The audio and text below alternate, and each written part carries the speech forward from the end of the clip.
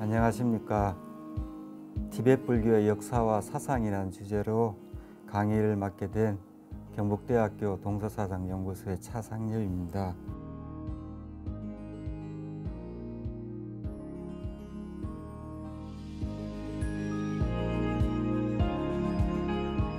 티벳이라고 하면은 많은 분들이 최근에 다양한 영화와 달라이 라마 존자님을 통해서 이제 접하게 되었으리라고 보고 있습니다. 티벳 고원은 유라시아 대륙의 중앙에 위치하고 있습니다. 잘 아시다시피 해발 고도 3,500m를 넘는 세계 최대의 광대한 고원입니다. 대략 최남단과 최북단의 거리가 대략 한 1,500km, 그리고 최서단과 최동단의 거리가 한 2,700km 거리에 이릅니다. 한번 상상해 보십시오. 서울과 부산이 대략 470km, 이 티벳 고원이 얼마나 동서남북 사방으로 광대한지를 우리가 미루어 짐작할 수 있을 것입니다. 아마도 정확하게 비교한 것은 아니지만 대한민국 서울하고 일본 오키나와와 거의 같은 위도에 해당된다고 볼 수 있을 것입니다. 이 티벳은 우리나라를 예를 들면 한강을 중심으로 강 북쪽과 강 남쪽으로 나누어집니다. 티벳도 동일하게 티벳의 정치, 경제, 문화의 중심지는 바로 이 야르룽 짱뽀 강입니다. 이 강을 중심으로 강의 남쪽과 북쪽이 티벳 역사, 경제, 정치, 문화의 중심지라고 할 수 있을 것입니다. 티벳인들은 자기 스스로를 그 나라 이름을 티벳이라고 부르지 않습니다. 그러면 뭐라고 불렀을까요? 그럼 우리는 티벳이라고 하는 이 명칭은 어떻게 접하게 되었을까요? 티벳은 타 민족이, 그러니까 다른 민족에 의해서 불려지는 명칭입니다. 예를 들면 13세기 말에 마르코 폴로의 동방견문록에 티벳이라는 명칭이 나오고요. 그리고 마르코 폴로 직전에도 프란체스코 소속 플란다스의 선교사는 이 카라코름 지역에서 지냈었는데 그때 티벳 불교도들에 대한 그런 관습과 그 승려들의 모습에 대해서 기술합니다. 이를 통해서 유럽에서 처음 이 티벳이라는 나라를 접하게 되고 이런 다양한 이름이 티벳으로 이방인들은 부르게 되었습니다. 티벳인들은 그럼 자신의 나라를, 자신의 영토를 무엇이라 부를까요? 배라고 부릅니다. 배. 예, 이 앞부분에 얘기했던 이 야르룽 짱뽀강의 북쪽과 남쪽을 티벳에서는 배라고 불렀습니다. 이 배는 지금 의미로는 중앙 계곡 정도를 의미하고 있습니다. 그리고 배율이라고도 하고요. 그 중앙 계곡의 야르룽 짱뽀강의 북쪽과 남쪽의 그 지역, 영토를 지칭하는 이름입니다. 그 외에 또 강정이라는 이름으로도 티벳인들은 스스로를 부르고 있습니다. 그러니까 눈 내리는 땅, 서력 정도의 의미입니다. 예. 그리고 스스로를 또한 최된신이라고도 부릅니다. 이 최는 불법 다르마를 이야기합니다. 그래서 불법 다르마를 지닌 땅이라는 의미라고 할 수 있을 겁니다. 그네들이 스스로의 영토를 불법을 지니는 땅이라고 한 것으로 볼 때 불교가 전파된 이후에 그네들이 숭고한 불법의 숭배를 엿볼 수 있는 것이 바로 티벳이라는 배라고 하는 최된신이라고 하는 그 이름에서도 간접적으로 느낄 수가 있습니다.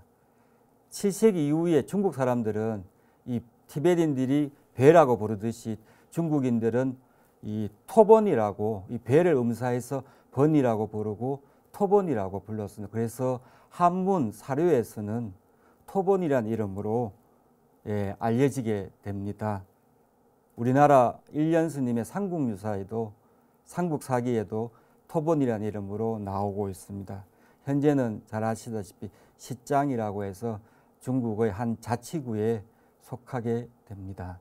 다시 한번 말씀드리지만 티베트인들은 스스로를 가리켜 옛날부터 티벳이라 일컬은 것이 아니고 배라고 하는 이름으로, 배율이라고 하는 이름으로, 그리고 최대인식 눈 덮인 땅이라는 의미에서 강정이라는 이름으로 불렀다는 걸 우리가 한번 상기할 필요가 있을 것 같습니다.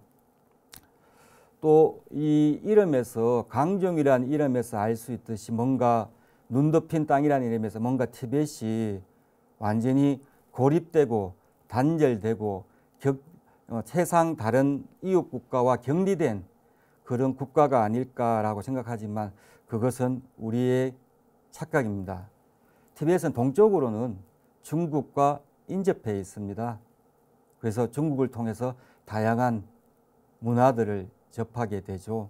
서쪽으로는 간다라, 우디아나 지역들과 접경하고 있기 때문에 그들 지역을 통해서 그리스 문화, 페르시아 문화, 인도 문명이 티벳에 영향을 끼치게 됩니다. 고대 그리스와 페르시아 그리고 인도 문명이 티벳에 많은 영향을 끼쳤음을 알 수 있습니다. 부와 보물의 나라이기도 하고 무역의 나라. 절대 티벳은 우리가 생각하는 것처럼 고립되고 단절된 그런 국가가 영토가 아니었습니다. 남쪽으로 한번 볼까요? 히말라야 산맥 남쪽에 네팔 그리고 인도, 북쪽으로는 호탄, 구자 지역. 아주 초기부터 티벳과 많은 교류들을 하고 있었고 그들의 고대 불교 문화와 관련된 영향은 예술, 종교 속에 지금도 남아 있습니다. 그리고 남쪽의 윈난 지방 그리고 미얀마 접경과도 교류가 있었음을 우리는 역사서 속에서 알 수 있습니다. 남조의 불교 왕국은 특히 티벳과 밀접하게 교류하고 있었습니다. 이 티벳이 격리되고 고립된 나라가 아니었다는 점 기억해 두시면 좋으실 것 같습니다. 한국의 일년 스님의 삼국유사를 통해서 단군 신화가 우리에게 알려지고 있듯이 티벳도 이러한 티베트인과 관련된 기원과 신화가 있습니다. 삼국유사에서는 곰 토템을 숭배하던 신앙이 보이지 않습니까? 웅녀를 통해서 웅녀가 환웅과 결혼해서 단군을 낳듯이 티벳은 원숭이 토템을 숭배하는 신앙이었습니다. 그리고 하늘을 역시 숭배하는 신앙이 있습니다. 티벳의 오래된 전설에 의하면 관세음보살의 화신인 붉은 얼굴의 원숭이와 여신 따라보살의 화신인 바위정령 여신이 마치 환웅과 웅녀가 결혼하듯이 부부가 되어 육도 윤회에서 한 사람씩 불러서 자손 6을 낳았다고 합니다. 아들들은 처음에는 원숭이 모양이었지만 점점 어떻게 털이 점점 길었던 것이 짧아지고 지금의 인간으로 진화했다는 내용을 티벳 전설에서는 전하고 있습니다. 그래서 티벳의 기원인 이 티베트인의 기원인 원숭이와 바위정령 사이에서 태어난 이 첫 후손 6이 바로 지금 티벳의 가장 근원적인 6 시족이 되었다라고 하는 전설과 결부되어 있습니다. 마치 신라에서 나정에서 육부촌장이 박역거세를 왕으로 추대한 것처럼 말입니다. 이러한 개념은 불교적인 토대를 백그라운드로 하고 있음을 알고 있습니다. 알 수 있습니다. 불교가 티벳에 뿌리를 내린 이후 이러한 티베트인의 기원이라는 관념이 생겼음을 우리는 알 수 있습니다. 그 티벳과 불교가 강력한 이런 전설에까지 기원에까지 이르렀음을 우리는 미루어 짐작할 수 있습니다. 삼국유사에서 단군 왕검으로부터 이 고조선이 시작했다고 하듯이 티벳 왕가의 시조는 냐티쨘뽀라고 합니다. 어렵죠? 티베트가 우리하고 다르게 쉽지 않은 이름들, 지역들 때문에 만만치 않은 것 같습니다. 이 야티쨘뽀는 고대 인도의 왕족이었다는 설도 있습니다. 하지만 지금 티베트인들이 주류적으로 이해하고 있는 톡차 전설에서는 그를 하늘의 신으로 여기고 있습니다. 그는 하늘과 땅을 잇는 사다리로 묘사된 성스러운 산의 봉우리에서 내려옵니다. 이때 성스러운 그 산에 제사를 지내기 위해 갔던 12명의 족장들이 하늘에서 내려오는 그를 왕으로 모셨다고 합니다. 그래서 그가 처음 그 티벳에 나타났을 때 사람들은 천상에서 사다리를 타고 내려온 신이라고 생각해서 야티쨘뽀라는 이름을 부르고 있습니다. 마치 환웅이 산부인을 가지고 태백산에 내려와서 곡식을 농작하는 방법 등을 가르쳐 준 것처럼 이 야티쨘뽀가 하늘에서 내려와 이 12명의 족장들과 만나서 티벳 왕가를 처음 꾸려나가면서 농경제를 시작하였다는 이런 전설이 티벳 왕가의 시조라고 하는 그런 내용들이 현재에도 전해지고 있습니다. 티베트인들은 이 티벳 땅이 이 대지의 배꼽 중심에 있다고 생각합니다. 그래서 티벳이 센터라고 생각을 하고 있죠. 그러면 티베트인들이 꽤 거만하고 자기를 중심으로 하는 그런 국가관을 가지고 있겠네라고, 국토관을 가지고 있겠네라고 생각할 수 있는데 놀라울 정도로 겸손함을 묘사하고 있습니다. 예를 들면 오래된 고대 사료에 의하면은 육식을 하는 붉은 얼굴에 가진 이라고 하면서, 그리고 아주 야만적인 이런 표현으로 자기 자신들이 개화되지 않은 그런 민족이라고 스스로를 묘사합니다. 이는 어떤 개념을 우리가 상상해 볼 수 있느냐고 하면은 티베트인들이 불교를 통해서 어떻게 개화되고 그리고 불교를 통해서 겸손함을 나타나게 되었다는 그런 불교적 관념의 또 다른 하나의 반증이라고, 영향이라고 볼 수 있습니다.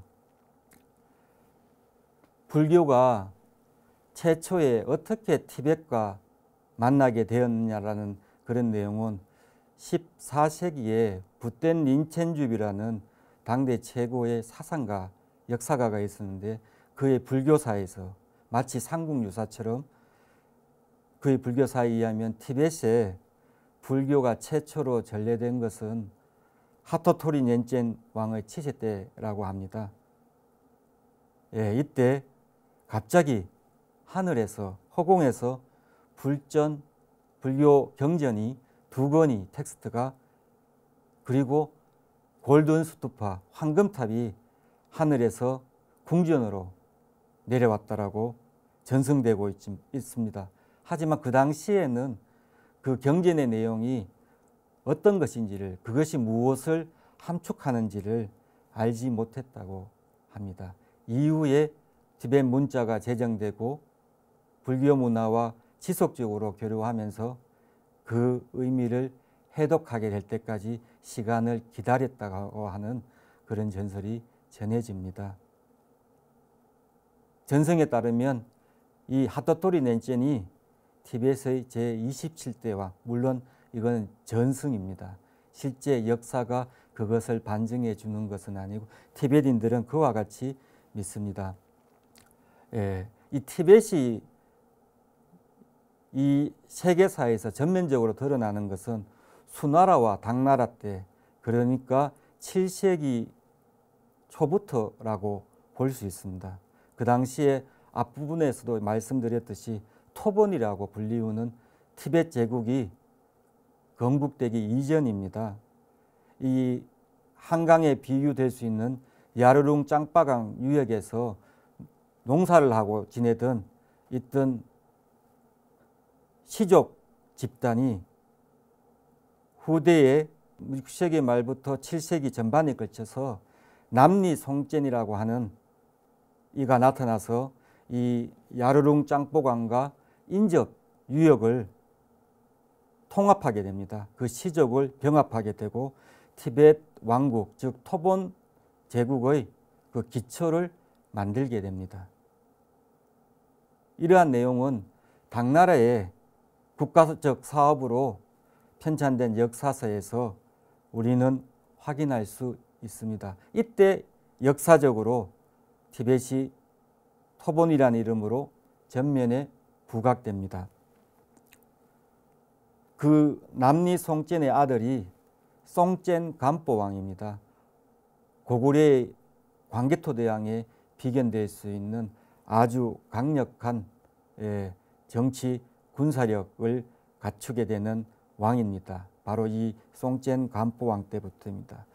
이 송젠 간뽀왕이 활약하던 7세기 전반에 이 제상들의 도움을 받아서 티벳 고원의 동북부에 있던 숭바라는 지역과 샹숭, 이건 신비의 나라 삼발라로 많이 비견되는 국가이기도 한데 이 카일라스산 인근에 있던 샹숭을 정복해서 이 티벳 고원 대부분을 통합하게 됩니다. 이때부터 야르룽 짱보강에서 강을 중심으로 하고 있던 이 시대에서 라사라고 하는 야르룽 짱보강 바로 위에 있었던 라사라고 하는 지역에서 강력한 이 토본 왕국, 티벳 왕조를 건설하게 됩니다. 이 7세기 초 600년에서부터 842년경을 보통 불교의 초기 전파 시대라고 티벳 역사가들은 부릅니다. 그리고 한 9세기 중반부터 한 100년을 이 분열의 시대, 파편의 시대라고 티벳 역사가들이 또한 부르고 있고, 그 이후에 불교의 가르침이 다시 후기에 전파된 시대, 이렇게 크게 세 가지 정도로 분류하고 있습니다. 이 송젠 간뽀왕이 대신인 이 톱미 삼보따를 인도로 파견해서 인도의 굽타 문자를 바탕으로 30가지 자음과 4가지 모음으로 이루어진 티벳 문자를 창제하도록 하였다고 티벳 전승에서는 전해집니다. 그때가 대략 632년경, 당시 티벳의 문화적인 역량들을 우리가 엿볼 수 있습니다. 티벳은 이 송젠 간뽀왕 시대 때 이 군사적으로 강력한 그 힘을 바탕으로 네팔 왕족의 딸과 그리고 당의 황녀인 문송공주와 결혼해서 수도인 라사에 이 티벳 사원들을 건립했다라고 하는 내용들이 있습니다. 지금 또 그 사원에 가면은 라모체 사원과 틸랑 사원에 가면은 많은 티베트인들이 최초의 불법을 전했던 그 두 사찰을 아주 성스러운 성지로 생각하면서 그 사찰을 숭배하고 있습니다. 그래서 티벳 내에서 이 불교를 최초로 이 송젠 간포왕이 홍포했기 때문에 티베트인들은 송젠 간포를 관세음보살의 화신이라고 부르고 있습니다. 하지만 실제 역사적인 내용과는 많은 차이가 나고 있습니다. 예를 들자면은 문성공주가 당태종의 딸이라고 하지만 실제로는 먼 친척 숙주리였다는 것. 그리고 이 네팔의 티쭝공주와 결혼했다라고 하지만 실제로 그 역사적인 사실성은 의심받고 있다는 것.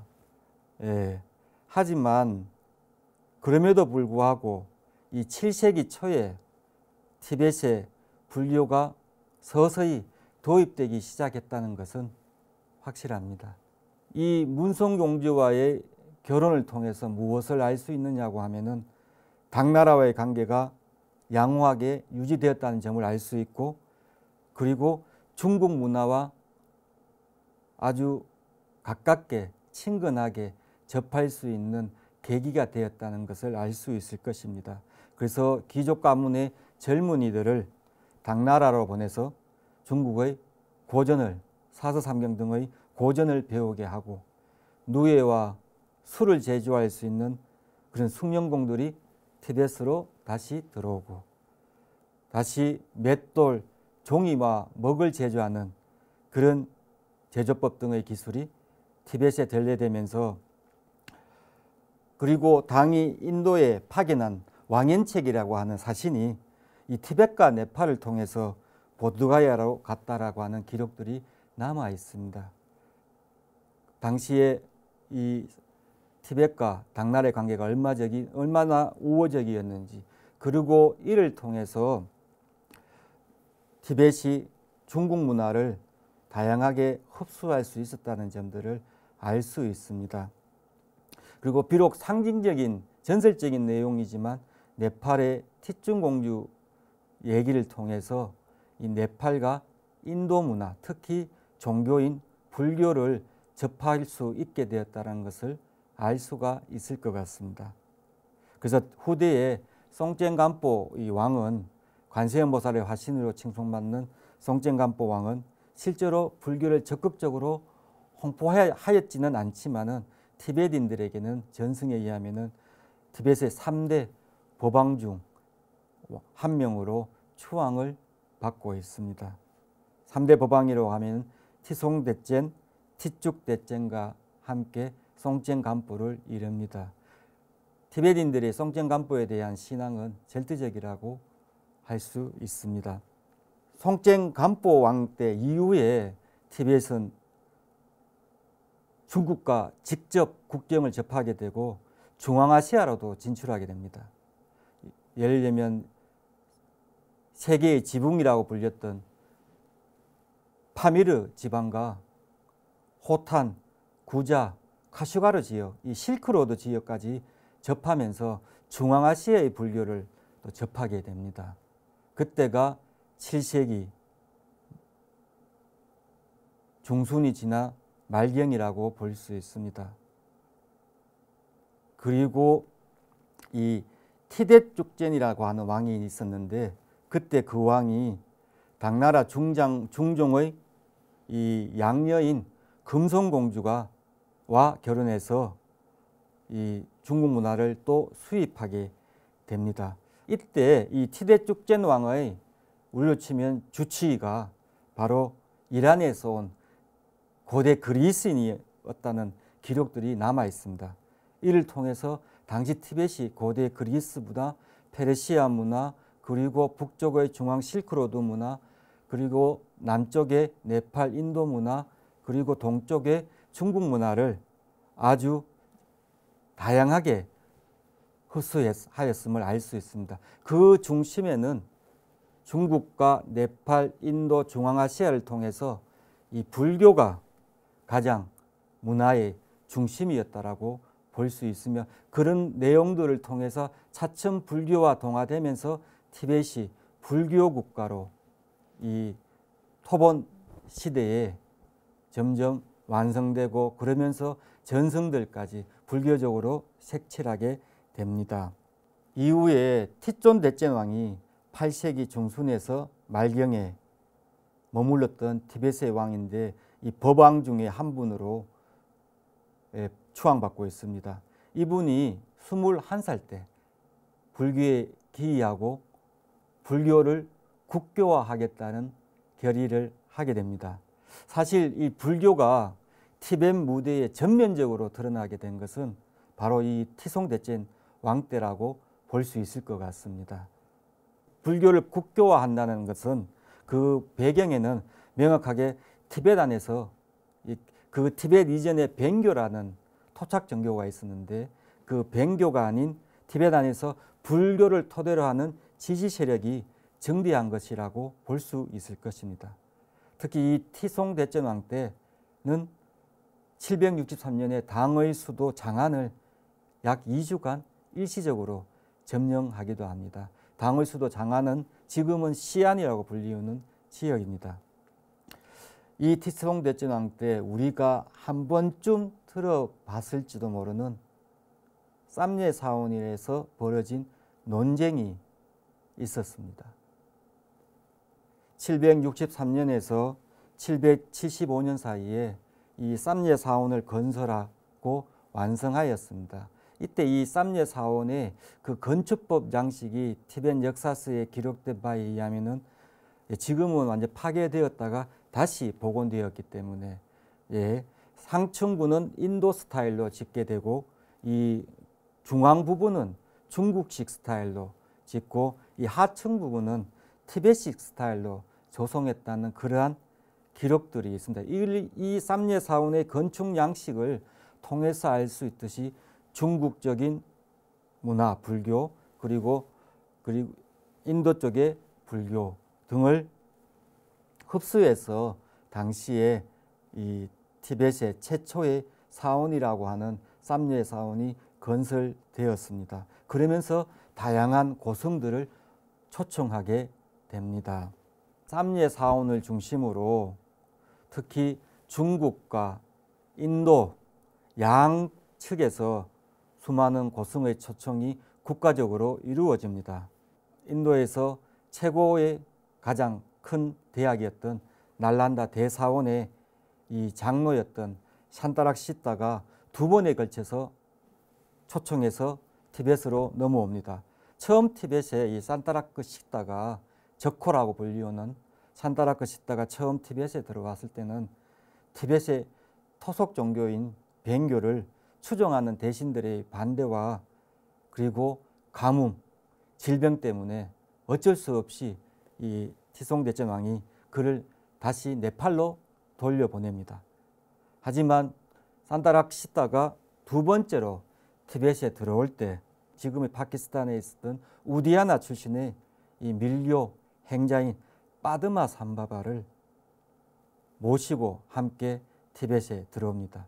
이때 이 빠드마 삼바바가 처음 산타라크 시타가 티베트에 들어왔을 때 그런 가뭄과 질병 때문에 다시 돌아간 것을 이 미연에 방지하기 위해서 이번에 두 번째는 실패하지 않기 위해서 이 뱅교도와 티베트 토속신들을 신통력으로 제압했다는 내용들이 나오면서 이 쌈예사원에서 산타라크 시타가 인도 불교를 가르칠 수 있는 그리고 성가를 건설하게 되는 계기가 되었다고 합니다. 그래서 이 티베트에서 빠드마 삼바바는 제2의 붓다라고 불려지고 있습니다. 학자의 학년이라는 티베트 역사서에 의하면은 이 767년 미완성된 쌈예사원에서 산타라크 시타가 티베트 귀족 출신자인 6명에게 근본 설체 유부의 계율을 비구계를 주었다고 합니다. 이것은 역사적인 사건이죠. 이 767년 7세기 중반에서 후반으로 넘어가는 시기에 티베트 최초의 성가가 쌍가가 발족하게 됩니다. 티베트은 대승을 표방하죠. 하지만 그 계율은 근본 설체 유부의 계율을 토대로 해서 최초의 성가, 상가가 형성되었다는 점. 예.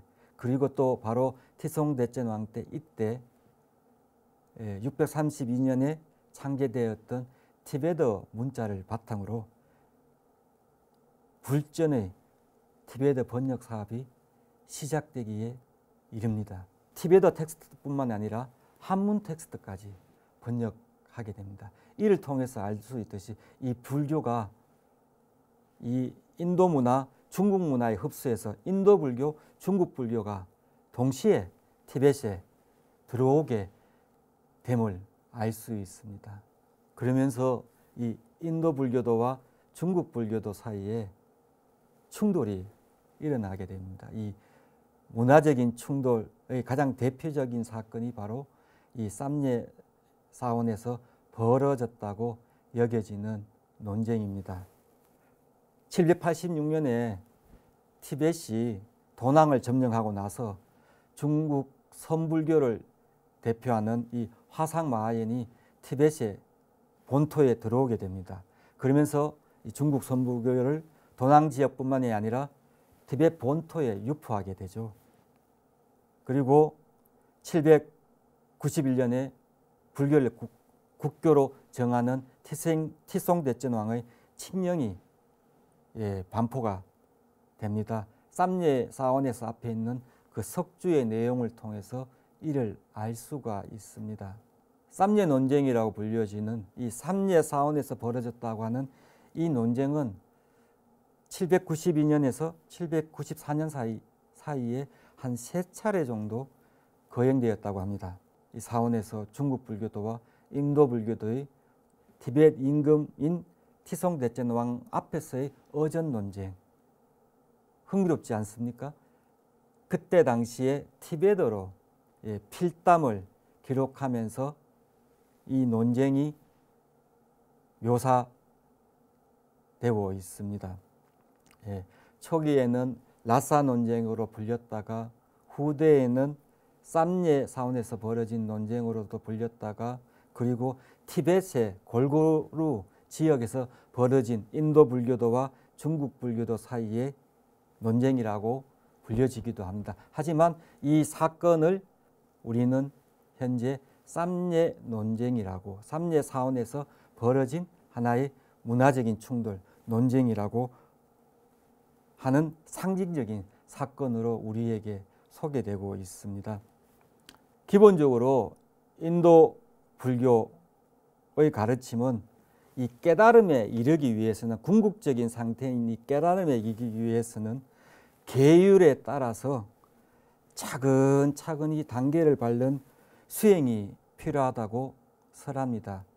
예를 들자면 우리가 북한산 정상에 올라가려면 처음 입구부터 차근차근히 올라가게 되면서, 그래서 점수적으로 대성불교의 이상인 이 대비를 바탕으로, 위대한 연민을 바탕으로 깨달음, 일체 중생을 제도하기 위해서 깨달음을 추구하겠다는 이 보살의 이 보리심, 그리고 보시, 지계, 인욕, 정진, 선정, 반야라고 하는 육바라밀을 철저하게 닦고 10가지 선한 법들을 닦음을 통해서 단계적으로 그 깨달음을 성취할 수 있다고 인도 불교도들은 티벳 본토에서 가르침을 설파했습니다.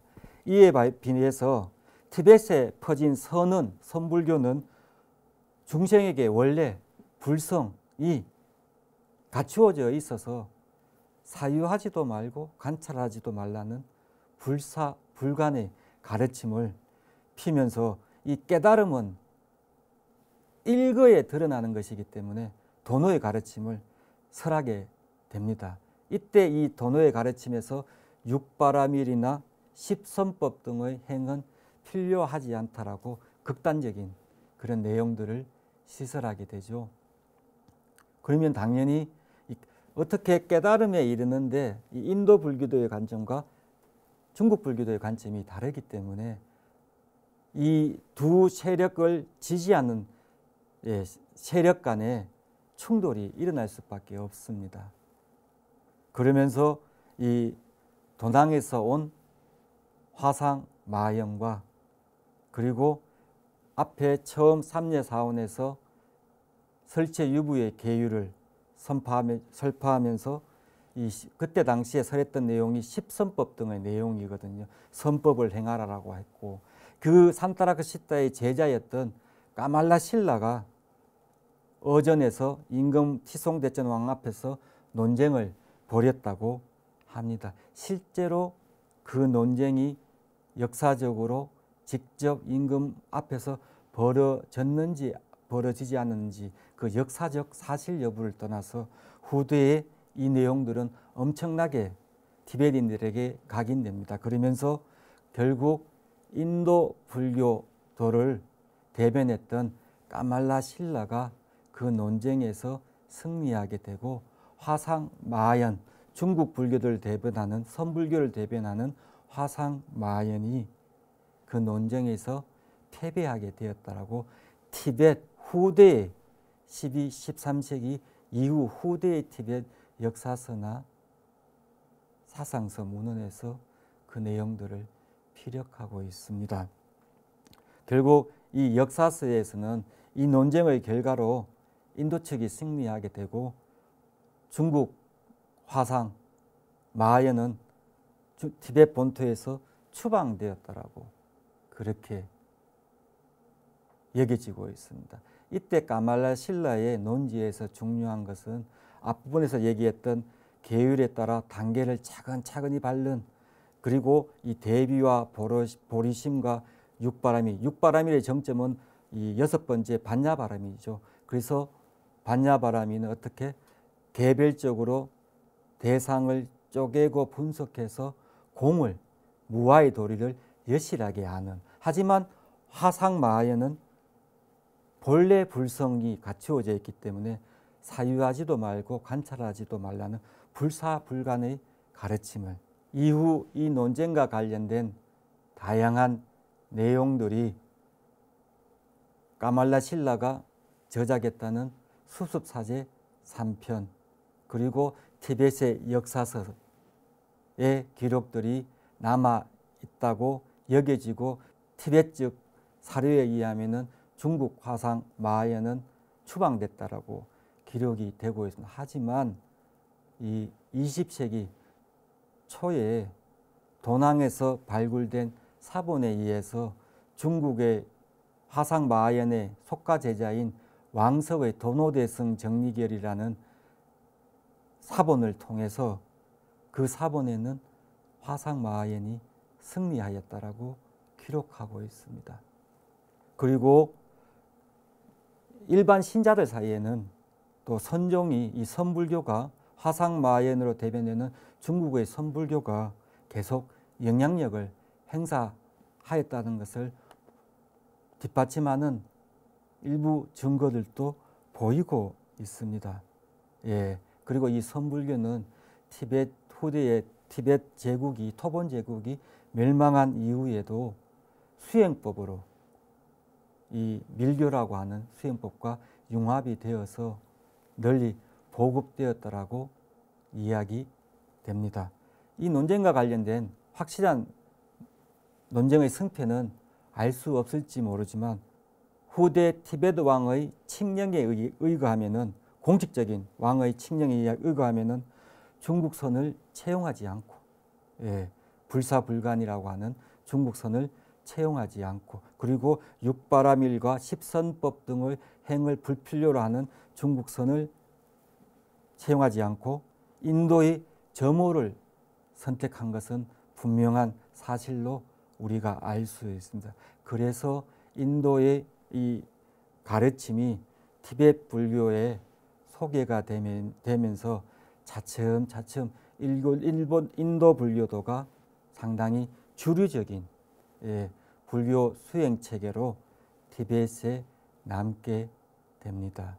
이상으로 티베트의 위치부터 그 티베트의 전설과 관련된 티베트인의 시초, 그리고 불교를 처음 접하게 된 전승과 관련된 내용, 그리고 이 남리 송젠이라고 하는 왕 때부터 토본 제국이라는 이름으로 티벳이 강력하게 제국을 건설하게 되었다는 내용들과, 그러면서 티벳이 632년 문자를 창제하면서 인도 불교 문화, 그리고 중국 불교 문화, 그리고 호탄, 이 중앙 실크로드와 관련된 불교를 유입하면서 다양하게 문화적인 토양들을 살찌우게 되었다는 점, 그리고 삼예사원의 낙성을 토대로 인도 불교도와 중국 불교도 사이에 이 깨달음과 관련된 논쟁과 관련된 논의들이 티벳 본토 내에서 활발하게 진행되고, 그것이 하나의 상징적인 맥락으로 언급된 것이 바로 삼예 논쟁이었다는 점을 소개하였습니다. 예, 감사합니다.